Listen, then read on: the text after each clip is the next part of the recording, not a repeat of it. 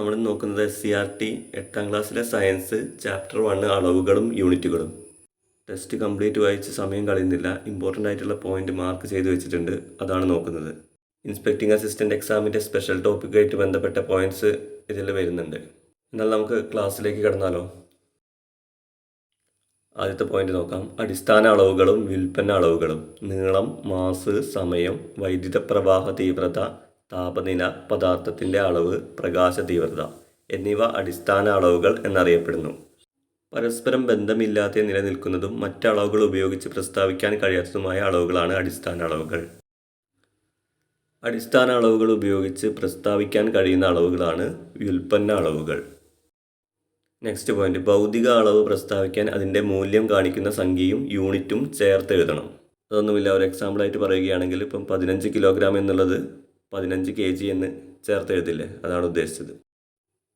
ഒരു ഭൗതിക അളവിനെ കൃത്യമായി പ്രസ്താവിക്കാൻ ലോകമെമ്പാടും അംഗീകരിച്ചിരിക്കുന്ന തോതാണ് യൂണിറ്റ്. യൂണിറ്റ് എന്താണ്? ഒരു ഭൗതിക അളവിനെ കൃത്യമായി പ്രസ്താവിക്കാൻ ലോകമെമ്പാടും അംഗീകരിച്ചിരിക്കുന്ന തോത്.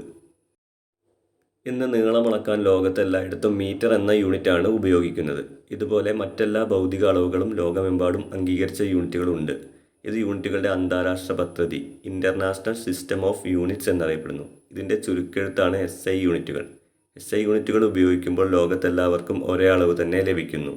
ജസ്റ്റ് ഒന്ന് ഓർത്ത് വെക്കുക, നമ്മൾ വിശദമായിട്ട് പഠിച്ചതാണ് ഫണ്ടമെൻ്റൽ യൂണിറ്റ്സും ഏതൊക്കെയാണെന്ന്. ഒരേ ഭൗതിക അളവുകൾ തന്നെ വിവിധ സന്ദർഭങ്ങളിൽ വ്യത്യസ്ത യൂണിറ്റുകൾ ആവശ്യമാണ്. താരതമ്യേന കൂടിയ അളവുകൾക്ക് വലിയ യൂണിറ്റുകളും കുറഞ്ഞ അളവുകൾക്ക് ചെറിയ യൂണിറ്റുകളുമാണ് ഉപയോഗിക്കുന്നത്. നമ്മൾ ഒരേ അളവുകൾക്ക് തന്നെ വ്യത്യസ്ത സന്ദർഭങ്ങളിൽ വിവിധ യൂണിറ്റുകൾ യൂസ് ചെയ്യുന്നില്ല, അതാണ് ഇവിടെ പറയുന്നത്. നീളത്തിൻ്റെ വിവിധ യൂണിറ്റുകൾ. നീളത്തിൻ്റെ SI യൂണിറ്റ് മീറ്റർ ആകുന്നു. ഇതിൻ്റെ പ്രതീകമാണ് M. നീളത്തിൻ്റെ മറ്റ് യൂണിറ്റുകൾ ഏതൊക്കെയാണ്? സെൻറ്റിമീറ്റർ, മില്ലിമീറ്റർ, കിലോമീറ്റർ തുടങ്ങിയവ. നീളത്തിൻ്റെ SI യൂണിറ്റ് മീറ്റർ. ഇനി സൗരയൂഥത്തിൻ്റെ അളവുകോൽ.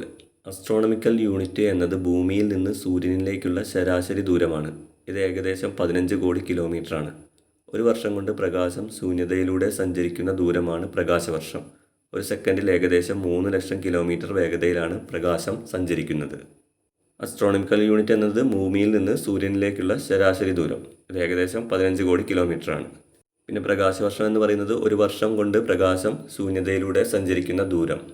ഒരു സെക്കൻഡിൽ ഏകദേശം 3 ലക്ഷം കിലോമീറ്റർ വേഗതയിലാണ് പ്രകാശം സഞ്ചരിക്കുന്നത്. ഒരു വസ്തുവിൽ അടങ്ങിയിരിക്കുന്ന ദ്രവ്യത്തിൻ്റെ അളവാണ് മാസ്. മാസിൻ്റെ ഡെഫിനേഷൻ പഠിച്ചു വെക്കുക. ഒരു വസ്തുവിൽ അടങ്ങിയിരിക്കുന്ന ദ്രവ്യത്തിൻ്റെ അളവ്, അതാണ് മാസ്. ഇത് എക്സാമിന് ചോദിക്കാറുണ്ട്. മാസിൻ്റെ SI യൂണിറ്റ് കിലോഗ്രാം ആകുന്നു. kg എന്നാണ് ഇതിൻ്റെ പ്രതീകം. മാസിൻ്റെ SI unit kilogram, kg. Milligram, gram എന്നിവ മാസിൻ്റെ ചെറിയ യൂണിറ്റുകളാണ്. 1 ഗ്രാം എന്ന് പറഞ്ഞാൽ 1000 മില്ലിഗ്രാം.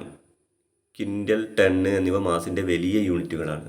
മാസിൻ്റെ മറ്റ് യൂണിറ്റുകളാണ് മില്ലിഗ്രാം, ഗ്രാം. അത് ചെറിയ അളവുകൾ പറയുന്നതിന് വേണ്ടിയിട്ട്. ഇനി വലിയ അളവുകളാണെങ്കിൽ ക്വിൻ്റൽ, ടൺ എന്നിവയെ സൂചിപ്പിക്കുന്നു. 1 ഗ്രാം എന്ന് വെച്ചാൽ 1000 മില്ലിഗ്രാമാണ്. ഇനി ഒരു ടേബിൾ നോക്കാം. അതിൻ്റെ മാസിൻ്റെ യൂണിറ്റുകൾക്ക് കിലോഗ്രാമുമായിട്ടുള്ള ബന്ധമാണ് പറഞ്ഞിരിക്കുന്നത്. 1 കിലോഗ്രാം എന്ന് പറഞ്ഞാൽ 10 ലക്ഷം മില്ലിഗ്രാമാണ്. 1 കിലോഗ്രാം എന്ന് പറഞ്ഞാൽ 1000 ഗ്രാം. 1 ക്വിൻ്റൽ എന്ന് പറഞ്ഞാൽ 100 കിലോഗ്രാം. 1 ton 1000 kilogram. ഇതൊന്ന് ഓർത്ത് വെക്കണേ, ചോദിക്കാറുണ്ട്.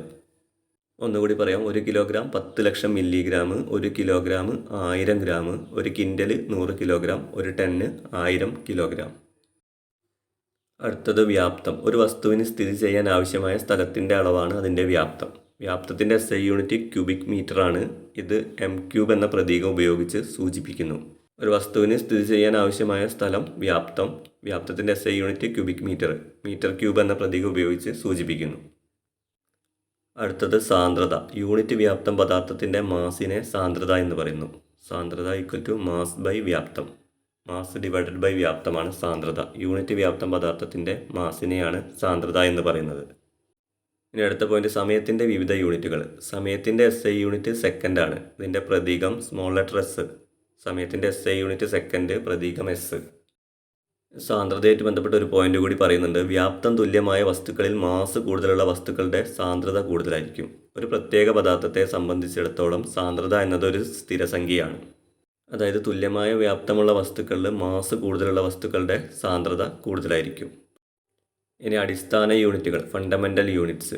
1960 പാരീസിൽ നടന്ന വിവിധ രാജ്യങ്ങളുടെ പൊതുസമ്മേളനം അളവുകളുടെ സംയോജിത സംവിധാനമായ ഇൻ്റർനാഷണൽ സിസ്റ്റം ഓഫ് യൂണിറ്റ്സ് അഥവാ SI യൂണിറ്റുകൾക്ക് സാർവദേശീയ അംഗീകാരം നൽകി. ഇതനുസരിച്ച് എല്ലാ അടിസ്ഥാന അളവുകളും ഓരോ യൂണിറ്റുകളുണ്ട്.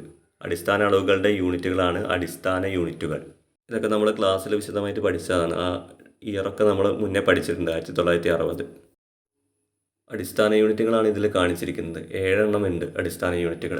ഏതൊക്കെയാണ്? നീളം മീറ്റർ, മാസ് കിലോഗ്രാം, സമയം സെക്കൻഡ്, താപനില കെൽവിൻ, വൈദ്യുത പ്രവാഹ തീവ്രത ആംബിയർ, പദാർത്ഥത്തിൻ്റെ അളവ് മോള്, പ്രകാശ തീവ്രത കാൻഡല. ഇൻസ്പെക്ടിംഗ് അസിസ്റ്റൻ്റ് എക്സാമിന് ഇതിൽ നിന്നുള്ള ഒരു ചോദ്യം നമുക്ക് ഉറപ്പിക്കാം. അപ്പോൾ ഇത് എന്തായാലും മാറിപ്പോകാതെ പഠിച്ചു വെക്കുക. SI യൂണിറ്റുകളുടെ പ്രത്യേകതകൾ നോക്കാൻ എന്തൊക്കെയാണെന്ന്. ഏകീകൃത യൂണിറ്റുകളാണ്, അന്താരാഷ്ട്ര അംഗീകാരമുള്ളവയാണ്, ഇവയെ അടിസ്ഥാനമാക്കി മറ്റ് അളവുകളുടെ യൂണിറ്റുകൾ പ്രസ്താവിക്കാൻ കഴിയും. SI യൂണിറ്റുകൾ ഏകീകൃത യൂണിറ്റുകളാണ്, അന്താരാഷ്ട്ര അംഗീകാരമുള്ളവയാണ്, ഇവയെ അടിസ്ഥാനമാക്കി മറ്റ് അളവുകളുടെ യൂണിറ്റുകൾ പ്രസ്താവിക്കാൻ കഴിയും. അടുത്തത് പറയുന്നത് വ്യുൽപ്പന്ന യൂണിറ്റുകൾ, ഡിറൈവ്ഡ് യൂണിറ്റ്സ്. വ്യാപ്തം, സാന്ദ്രത എന്നിവ വ്യുൽപ്പന്ന അളവുകളാണ്. അടിസ്ഥാന യൂണിറ്റുകൾ ഉപയോഗിച്ച് പ്രസ്താവിക്കുന്നതോ അടിസ്ഥാന യൂണിറ്റുകളെ ആശ്രയിച്ച് നിലനിൽക്കുന്നതോ ആയ യൂണിറ്റുകളാണ് വ്യുൽപ്പന്ന യൂണിറ്റുകൾ, ഡിറൈവ്ഡ് യൂണിറ്റ്സ്. എന്താണ് ഡിറൈവ്ഡ് യൂണിറ്റ്സ് എന്ന് പറഞ്ഞിരിക്കുന്നത്? അടിസ്ഥാന യൂണിറ്റുകൾ ഉപയോഗിച്ച് പ്രസ്താവിക്കുന്നതോ അടിസ്ഥാന യൂണിറ്റുകളെ ആശ്രയിച്ച് നിലനിൽക്കുന്നതോ ആയ യൂണിറ്റുകൾ, അതാണ് വ്യുൽപ്പന്ന യൂണിറ്റുകൾ, ഡിറൈവ്ഡ് യൂണിറ്റ്സ്. പിന്നെ വരുന്ന ഒരു പോയിൻ്റാണ്, ഒരു ഉപകരണം ഉപയോഗിച്ച് അളക്കാവുന്ന ഏറ്റവും കുറഞ്ഞ അളവിനെ ലീസ്റ്റ് കൗണ്ട് എന്ന് പറയുന്നു. എന്താണ് ലീസ്റ്റ് കൗണ്ട്? ഒരു ഉപകരണം ഉപയോഗിച്ച് അളക്കാവുന്ന ഏറ്റവും കുറഞ്ഞ അളവ്, അതാണ് ലീസ്റ്റ് കൗണ്ട്. ഇത്രയും പോയിൻറ്റ്സാണ് ഈ ഭാഗത്ത് നിന്ന് വരുന്നത്.